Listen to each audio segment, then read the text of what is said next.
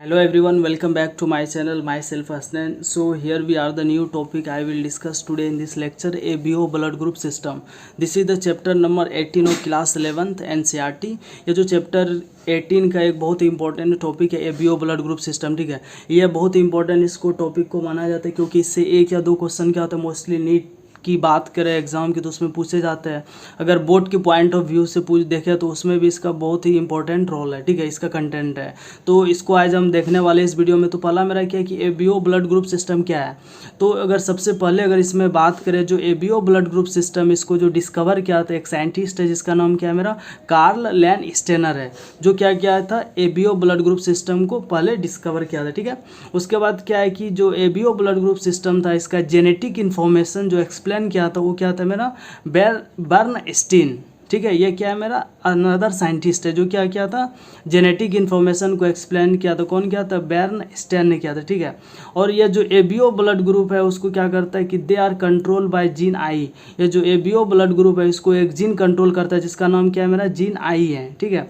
और ये जो आई जीन प्रेजेंट होता है वो क्या होता है क्रोमोजोम नंबर क्या है 9 है। क्रोमोजोम नंबर 9 पे क्या होता है ये जीन आई प्रेजेंट रहता है और ये क्या करता है control ABO blood group system को करता है। तो एक पॉइंट को एक बार अच्छे से और देख लेते हैं। ये जो आई जीन रहता है वो क्रोमोजोम नंबर 9 पे प्रेजेंट रहता है, जैसे आप यहाँ पे देख पा रहे हैं क्रोमोजोम जैसे है इस पे क्या है जीन प्रेजेंट क्या है आई है।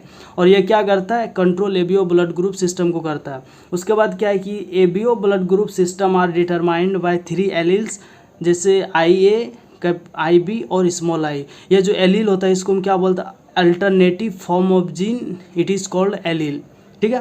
तो ये क्या है मेरा एलील है IA, IB और स्मॉल आई। जैसे आप यहाँ पे देख पा रहे क्या मेरा जीन आई हो गया, इसमें क्या एलील हो गया IA हो गया, IB हो गया और स्मॉल आई हो गया। ये क्या है सारा एलील्स है, ठीक है। और ये मल्टीपल एलील की अगर हम बात करें जब 2 या 2 से ज़्यादा मोर देन एलील हो जाएगा तो हम उसको क्या बोलेंगे मल्टीपल एलील से बोलेंगे। जैसे etch gene which have more than 2 allele, अगर कोई भी जीन है अगर उसमें 2 से ज़्यादा एलील हो जाए तो हम उसको क्या बोलेंगे मल्टीपल एलील से बोलेंगे, ठीक है। जैसे यहाँ पे क्या है मेरा आई है, अगर आ गया तो इसको हम क्या बोलेंगे डोमिनेंट बोलेंगे। अगर आई कैपिटल B आ गया तो इसको हम डोमिनेंट बोलेंगे।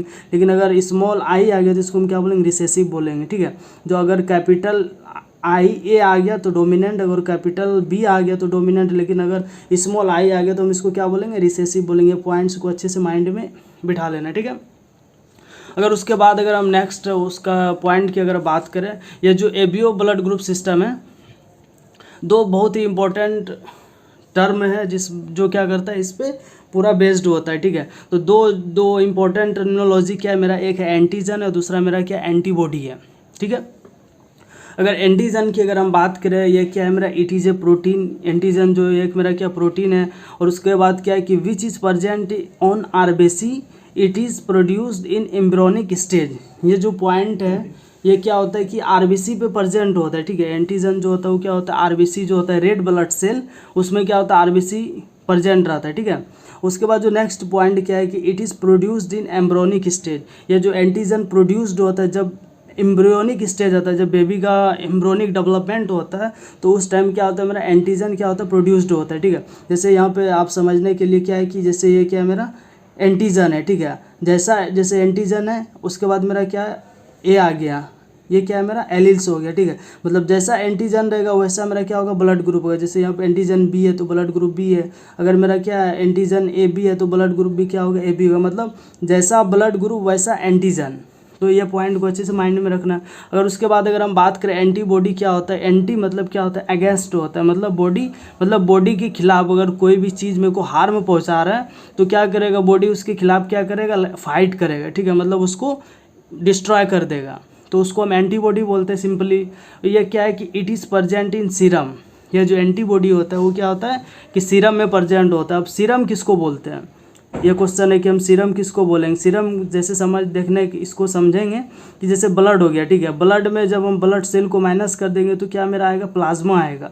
जो मेरा ब्लड है ब्लड में माइनस क्या करेंगे ब्लड सेल को कर देंगे तो हमको क्या मिलेगा प्लाज्मा, ठीक है। और प्लाज्मा में जब हम क्लोटिंग प्रोटीन को माइनस कर देंगे तो हमको क्या मिलेगा सीरम मिलेगा। तो यहाँ पे ध्यान देना थोड़ा सा, जो ब्लड है ब्लड में माइनस क्या करेंगे ब्लड सेल को तो हमको क्या मिलेगा प्लाज्मा, ठीक है। और जब प्लाज्मा में हम क्लोटिंग प्रोटीन को माइनस कर देंगे तो हमको क्या मिलेगा सीरम मिलेगा। जो एंटीबॉडी होता है वो क्या होता है, प्रेजेंट किस में होता है, सीरम में होता है। और ये जो सीरम होता है वो क्या होता है कि yellow of plasma without clotting protein. ये जो सीरम होता है वो क्या होता है, येलोइश कलर होता है, ठीक है, येलोइश कलर होगा, ये पॉइंट याद रखना है। और इसमें क्या होता है कि जो क्लोटिंग प्रोटीन होता है एंटीबॉडी में, तो क्या होता है इसमें एब्सेंट होता है, किसमें, सीरम में, विदाउट क्लोटिंग प्रोटीन, ठीक। और नेक्स्ट पॉइंट अगर इसमें देखें तो क्या मेरा, अगर सीरम प्लस एंटीबॉडी अगर मिल जाए तो क्या बोले बनेगा वो, anti serum. Serum plus antibody अगर कंबाइंड हो जाए तो क्या फॉर्म करेगा, एंटी सीरम बनाएगा, ठीक है। It is produced in first few month after child birth. ये जो पॉइंट है इसको बहुत ध्यान देना यहाँ पे। ये जो था मेरा एंटीजन तो कब बनता है, एम्ब्रोनिक स्टेज में बनता है, ठीक है।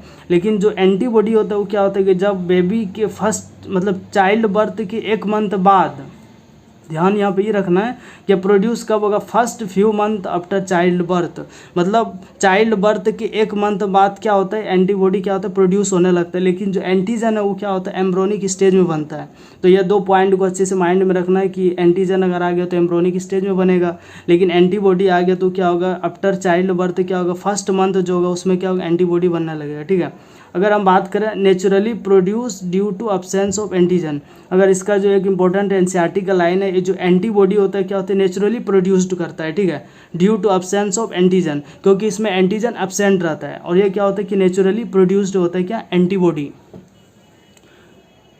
ठीक है। और इसमें क्या देखें कि ये नेचुरली प्रोड्यूस्ड होता है एंटीबॉडी। और ये जो इसका जो सबसे इम्पोर्टेंट है, ये एक टेबल है एनसीईआरटी का, तो आज इसको अच्छे से इस वीडियो में देखेंगे और इसका सारा जो कॉन्सेप्ट है इसको क्लियर करेंगे, ठीक है।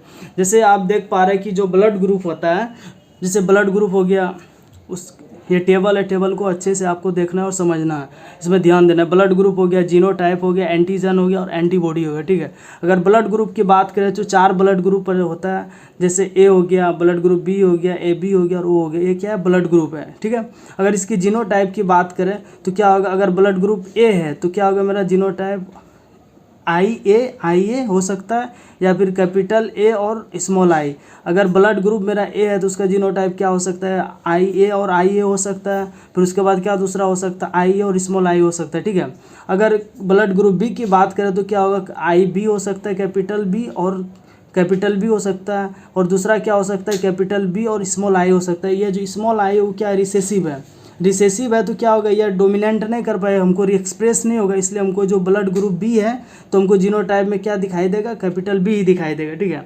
उसके बाद जो अगर ब्लड ग्रुप ए बी है तो उसमें क्या होगा मेरा जीनोटाइप आई ए और आई बी, और अगर ब्लड ग्रुप ओ है तो उसमें क्या होगा मेरा स्मॉल आई होगा। यह क्या है, मेरा जीनोटाइप है। अगर एंटीजन की बात करें तो यह कॉन्सेप्ट अच्छे से समझना है, जो जैसा ब्लड ग्रुप रहेगा, ठीक है, जैसा ब्लड ग्रुप रहेगा तो वैसा क्या होगा, एंटीजन रहेगा। अगर ब्लड ग्रुप ए है तो एंटीजन ही होगा, अगर ब्लड ग्रुप बी है तो एंटीजन क्या होगा, बी होगा। और यहाँ पे ध्यान क्या देना कि अगर ब्लड ग्रुप ए बी है तो क्या होगा, एंटीजन ए बी रहेगा, लेकिन अगर ब्लड ग्रुप ओ है तो इसमें क्या होगा, एंटीजन एब्सेंट रहेगा। तो इस पॉइंट को बहुत अच्छे से आपको याद रखना है। अगर ब्लड ग्रुप ओ है तो क्या होगा, उसमें एंटीजन क्या रहेगा, एब्सेंट रहेगा, ठीक है। फिर उसके बाद क्या है मेरा एंटीबॉडी, ठीक है। अगर ब्लड ग्रुप का अपोजिट क्या होता है, एंटीबॉडी होता है, ठीक है। अगर ब्लड ग्रुप ए है तो एंटीबॉडी क्या होगा, बी होगा। समझ रहे हैं ना कि अगर ब्लड ग्रुप जैसा रहेगा उसका क्या होगा, एंटीबॉडी क्या होता है, अपोजिट होता है। ये कॉन्सेप्ट को अच्छे से याद रखने से, ब्लड ग्रुप ए है तो इसका एंटीबॉडी क्या होगा, बी होगा। अगर ब्लड ग्रुप बी है तो इसका एंटीबॉडी क्या होगा, ए होगा।